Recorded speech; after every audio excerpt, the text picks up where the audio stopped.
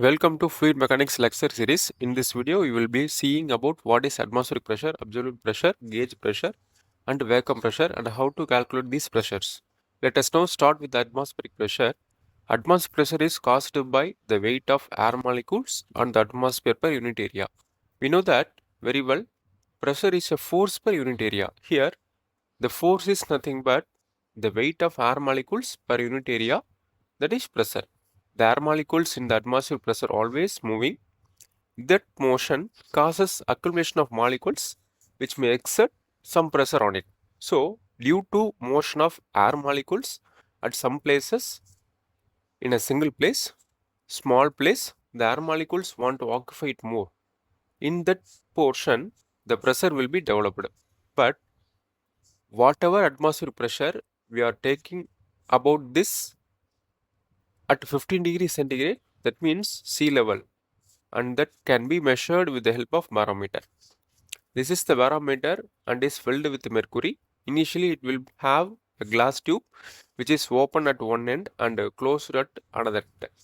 Initially, it is completely filled with mercury and it is put in reverse in mercury disc. So, after that, some part of mercury will be dropped. After that, it will be stopped because of atmospheric pressure.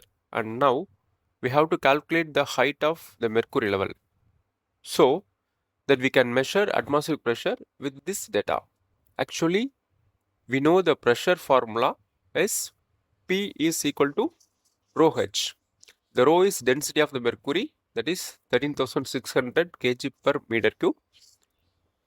G is the acceleration due to gravity, that is 9.81. H is the height of mercury level in the barometer, that is 0.76 meter. So, we got the value 1.01325 kilopascal.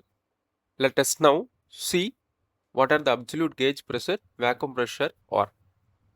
So let me draw a graph, a line horizontal which is showing the absolute zero pressure, which is known as absolute vacuum on the y-axis.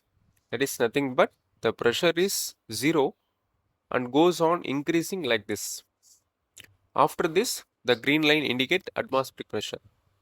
So atmospheric pressure is not a zero, right? It having some value, that may be this. So now I am taking these 2 points. One is A, above the atmospheric pressure, and B, which is below the atmospheric pressure. Now I calculate the pressure A from 0, absolute zero line, that is known as absolute pressure. Whatever it may be, greater than atmospheric pressure or less than the atmospheric pressure. If I take it from 0 level, that is known as absolute pressure. Now we will calculate the same pressure from the atmospheric pressure level, that is known as gauge pressure. And if it is more than atmospheric pressure at a point B, the pressure is below the atmospheric pressure.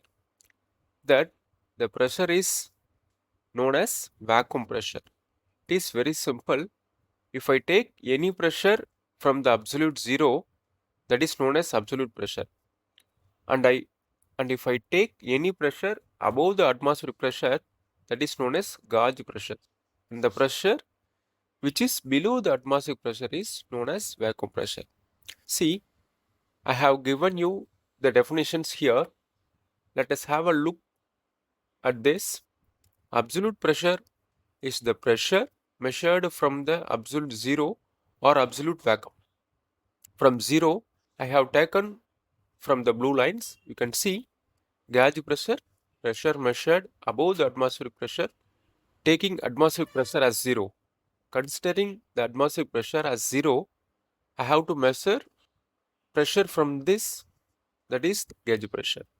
Vacuum pressure is less than the atmospheric pressure. So here the absolute pressure, it is a negative pressure up to B, that is known as vacuum pressure. B is below atmospheric pressure, A is gauge pressure. That's it friends. I hope you understood. Thank you.